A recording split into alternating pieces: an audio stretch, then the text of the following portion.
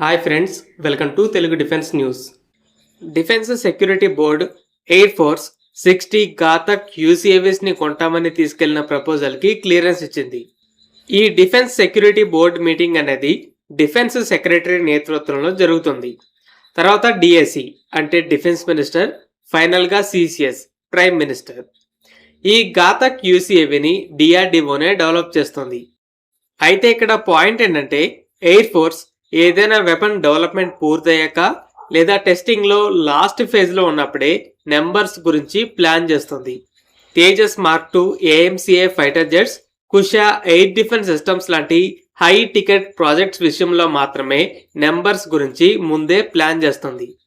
అయితే ఇక్కడ నెంబర్స్ని ప్లాన్ చేయటమే కాదు, ప్రోటోటైప్ రెడీ అవ్వక ముందే కొనడానికి కూడా ప్రపోజల్ని తీసుకెళ్ళింది. అంటే పేపర్ వర్క్ని మొదలుపెట్టింది. లాస్ట్ ఇయర్ స్వయంగా ఎయిర్ ఫోర్స్ చీఫే మేము ఈ ఘాతక్ ప్రాజెక్ట్ని ఫుల్గా సపోర్ట్ చేస్తున్నామని చెప్పారు. ఈ డ్రోన్ స్ట్రాంగ్ ఎయిర్ డిఫెన్స్ ఉన్న ఏరియాస్లోకి చొరబడగలదు, పైలట్కి ఎలాంటి రిస్క్ లేకుండా దాడి చేస్తుందని ఎక్స్ప్లెయిన్ చేశారు. ఆపరేషన్ సింధూర్లో ఎయిర్ ఫోర్స్ బ్రహ్మోస్, స్కాల్ప్ లాంటి హైటెక్ మిజైల్స్తో ఫస్ట్ రోజు అటాక్ చేసింది. రెండోసారి పాకిస్తాన్ మిలిటరీ వాళ్ళ ఎయిర్ బేసెస్ మీద దాడి చేసేటప్పుడు ఫస్ట్ ఎయిర్ డిఫెన్స్ సిస్టమ్స్ని డిస్ట్రాయ్ చేసి తర్వాత ఎయిర్ బేసెస్ మీద దాడి చేసింది. ఏ మిలిటరీ అయినా సరే ఇదే చేస్తుంది. లాస్ట్ 2 ఇయర్స్లో ఇజ్రాయెల్, అమెరికాలు మల్టిపుల్ టైమ్స్ ఇరాన్ మీద అటాక్ చేశాయి. ప్రతిసారి కూడా ముందు ఎయిర్ డిఫెన్స్ సిస్టమ్స్ని డిస్ట్రాయ్ చేసి మెయిన్ టార్గెట్స్ మీదకి వెళ్ళాయి. ఎందుకంటే ఎయిర్ డిఫెన్స్ ఉన్న జోన్లో అటాక్ చేస్తున్నప్పుడు ఫస్ట్ ఫైటర్ జెట్స్ అనేవి డౌన్ అయ్యే రిస్క్ ఉంటుంది. ఒకవేళ జెట్స్ కొంచెం సేఫ్ జోన్లో ఉండి మిజైల్స్ని ఫైర్ చేసినా కూడా ఆ మిజైల్స్ని ఎయిర్ డిఫెన్స్ స్టాప్ చేయొచ్చు. సో హై సక్సెస్ రేట్ కోసం ముందు ఎయిర్ డిఫెన్స్ వైపే వెళ్తారు.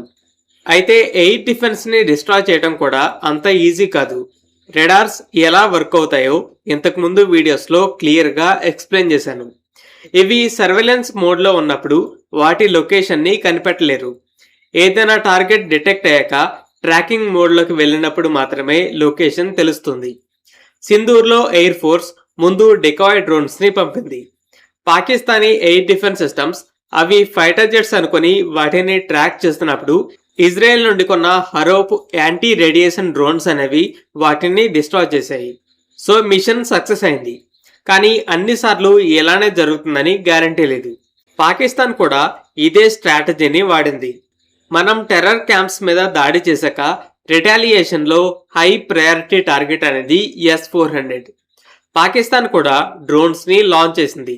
వాటిని షూట్ డౌన్ చేస్తున్నప్పుడు JF-17 jets Chinese made CM-400 AKG మిజైల్స్తో S-400ని డిస్ట్రాయ్ చేయాలని చూశాయి. కానీ S-400 వాటిని కూడా షూట్ డౌన్ చేసింది. సో ఇక్కడ పాయింట్ ఏంటంటే ఎయిర్ డిఫెన్స్ సిస్టమ్స్ని టచ్ చేయకుండా డైరెక్ట్గా మెయిన్ టార్గెట్స్ మీద అటాక్ చేయాలి అంటే ఫైటర్ జెట్స్కి అవి ఫైర్ చేసే మిజైల్స్కి కూడా షూట్ డౌన్ అయ్యి మిషన్ ఫెయిల్ అయ్యే రిస్క్ ఉంటుంది. అలాగే ఎయిర్ డిఫెన్స్ని ముందు డిస్ట్రాయ్ చేద్దామన్నా కూడా స్ట్రాంగ్ ఎయిర్ డిఫెన్స్ అయితే యాంటీ రేడియేషన్ మిజైల్స్ డ్రోన్స్తో డిస్ట్రాయ్ చేయడం చాలా కష్టమవుతుంది. అందుకే స్టెల్త్ ఫైటర్ జెట్స్ వచ్చాయి. అయితే మిలిటరీలో 100% గ్యారంటీ అనే కాన్సెప్ట్ ఉండదు. పరిస్థితులు అనుకూలించకపోతే ఈవెన్ స్టెల్త్ జెట్ అయినా సరే డౌన్ అవుతుంది, పైలట్కి రిస్క్. అయితే కొన్ని దేశాలు స్ట్రాంగ్ ఎయిర్ డిఫెన్స్ ఉన్న జోన్లో అటాక్ చేయాలి. ఒకవేళ సిచ్యువేషన్ అనుకూలించకపోయి డౌన్ అయినా కూడా పైలట్కి ఎలాంటి రిస్క్ ఉండకూడదనే స్టెల్త్ డ్రోన్స్ని డెవలప్ చేస్తున్నాయి. మనకి Ghatak present male hail class drones ఉన్నాయి. ఇవి 1 to 5 టన్స్ మధ్య వెయిట్ ఉంటాయి. అయితే ఇవి సర్వేలెన్స్, ఇంటెలిజెన్స్ గ్యాదరింగ్, అలాగే మన భూభాగంలోకి వచ్చిన ట్యాంక్స్ లాంటి వాటిని డిస్ట్రాయ్ చేయటమే కానీ ఎనిమీ ఎయిర్ స్పేస్లో సర్వైవ్ అవ్వలేవు.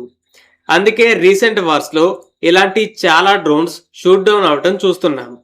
అయితే ఘాతక్ 12 to 13 టన్స్ వెయిట్ ఉంటుంది. అంటే తేజస్ JF-17 జెట్స్ సైజులో ఉంటుంది.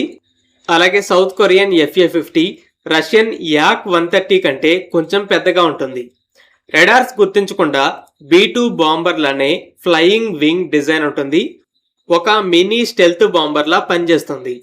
ఎగ్జాక్ట్ పేలోడ్ కెపాసిటీ గురించి ఇంకా డీటెయిల్స్ రాలేదు కానీ ఎస్టిమేషన్ అయితే ఇంటర్నల్ వెపన్ బేలో 1.5 టు 2 టన్ వెపన్ లోడ్ని క్యారీ చేయగలదు. డ్రోన్స్, యాంటీ రేడియేషన్ మిజైల్స్ లాంటి వాటికి బదులు ఎయిర్ డిఫెన్స్ సిస్టమ్స్కి క్లోజ్గా వెళ్ళి బాంబ్స్ వేసి వాటిని డిస్ట్రాయ్ చేయగలదు. ఇజ్రాయెల్, అమెరికాలు ఇరాన్లో మిజైల్ లాంచర్స్ అనేవి అటాక్ చేయడానికి పొజిషన్ తీసుకుంటున్నప్పుడే వాటిని డిస్ట్రాయ్ చేయడం చూస్తున్నాం. ఈ దేశాలు ఇరాన్లో కంప్లీట్ ఎయిర్ డామినెన్స్ని గెయిన్ చేశాయి కాబట్టి ఇది జరుగుతుంది. అదే strong air defence fighter jets ఉన్న దేశాల్లో ఈ లెవెల్ ఎయిర్ డామినెన్స్ని గెయిన్ చేయడం అనేది చాలా కష్టం. ఘాతక్ లాంటి స్టెల్త్ డ్రోన్ ఎనిమీ టెరిటరీలో ఎక్కడ కావాలంటే అక్కడ ఇలా missile launchers, rocket launchers, air base infrastructure మీద దాడి చేయగలదు. ఒకవేళ ఎక్కడైనా ఫెయిల్ అయినా కూడా జస్ట్ డ్రోన్నే లూజ్ అవుతాం, పైలట్ని కాదు. సో ఫైనల్గా ఎయిర్ ఫోర్స్ అయితే ఎయిర్ డిఫెన్స్ సిస్టమ్స్ని ఎఫెక్టివ్గా డిస్ట్రాయ్ చేయడానికి, అలాగే ఎయిర్ డిఫెన్స్ జోన్లో ఒక పక్క హై సక్సెస్ రేట్తో ఇంకో పక్క పైలట్కి రిస్క్ లేకుండా అటాక్ చేయడానికి ఘాతక్ ప్రాజెక్ట్ని ఫుల్గా సపోర్ట్ చేస్తుంది. ప్రోటోటైప్ రెడీ అవ్వక ముందే 60 డ్రోన్స్ కావాలని ప్రపోజల్ని మూవ్ చేసి పేపర్ వర్క్ని కూడా మొదలుపెట్టింది. అయితే ఈ 60 నెంబర్ అనేది ఫైనల్ కాదు, ఎందుకంటే ఎయిర్ ఫోర్స్ ఎప్పుడైనా సరే బ్యాచెస్లో ఆర్డర్ ఇస్తుంది. ఫస్ట్ 20 తేజస్ మార్క్ 1 ఐఓసి, తర్వాత మరో 20 ఎఫ్ఓసి, తర్వాత 83 మార్క్ 1ఏ, నెక్స్ట్ 97 మార్క్ 1ఏ. ముందైతే 60 ఘాతక్ డ్రోన్స్ని ప్లాన్ చేసింది. అలాగే కావేరీ ఇంజన్కి తిరిగి లైఫ్ ఇచ్చిన ప్రాజెక్ట్ ఇది. కొన్ని ఎయిర్ క్రాఫ్ట్, పెద్ద సైజు డ్రోన్స్, క్రూజ్ మిసైల్స్లో టర్బోఫ్యాన్ ఇంజన్స్ ఉంటాయి. ఫైటర్ జెట్స్ అన్నింటిలో కూడా టర్బోఫ్యానే కానీ ఆఫ్టర్ బర్నర్ టర్బోఫ్యాన్ ఇంజన్స్ ఉంటాయి. తేజస్ కోసం ఆఫ్టర్ బర్నర్ కావేరీని డెవలప్ చేయడంలో ఫెయిల్ అయ్యాక ప్రాజెక్ట్ని క్లోజ్ చేసి అమెరికన్ ఇంజన్ని ఆర్డర్ చేశారు. అయితే తర్వాత ఈ ఘాతక్ డ్రోన్ కోసం డ్రై కావేరీ అంటే టర్బోఫ్యాన్ వర్షన్ని డెవలప్ చేయడానికి ఈ ప్రాజెక్ట్ని రీఓపెన్ చేయడం జరిగింది. గోద్రేజ్ ఏరోస్పేస్ లాస్ట్ ఇయరే dry Kaveri engine first production standard యూనిట్ని డిఆర్డిఓకి డెలివరీ చేసింది. డిఆర్డిఓ ప్రెజెంట్ ఇంటర్నల్ ఫండ్స్తో ఈ ఘాతక్ని డిజైన్ చేయగా డ్రై కావేరీ ఈ ఇయర్లో సర్టిఫై అయితే సిసిఎస్ ఘాతక్ ప్రోటోటైప్స్ని బిల్డ్ చేయడానికి ఫండ్స్ని శాంక్షన్ చేస్తుంది. తర్వాత డ్రై కావేరీతో ఈ డ్రోన్ ప్రోటోటైప్స్ని బిల్డ్ చేస్తారు. ఈ ఫ్లయింగ్ వింగ్ డిజైన్తో స్టేబుల్గా ఎగిరేలా చేయడం చాలా కష్టం, ఎందుకంటే స్టెబిలిటీ ఇవ్వడానికి నార్మల్ ఎయిర్ క్రాఫ్ట్లో ఉన్నట్టు వెనక టైల్స్, వర్టికల్ స్టెబిలైజర్స్ ఉండవు. అందుకే ఈ డిజైన్తో 1 టన్ వర్షన్ స్విఫ్ట్ డ్రోన్ ప్రోటోటైప్స్ని మ్యానుఫ్యాక్చర్ చేసి టెస్ట్ చేసింది. ఇప్పుడు సేమ్ డిజైన్తో బిగ్గర్ వర్షన్ ఘాతక్ని డెవలప్ చేస్తుంది. ఫ్రెండ్స్, ఈ వీడియో మీకు నచ్చినట్టయితే లైక్ చేయండి. అలాగే మరిన్ని డిఫెన్స్ అప్డేట్స్ కోసం మన ఛానల్ని సబ్స్క్రైబ్ చేసుకోండి.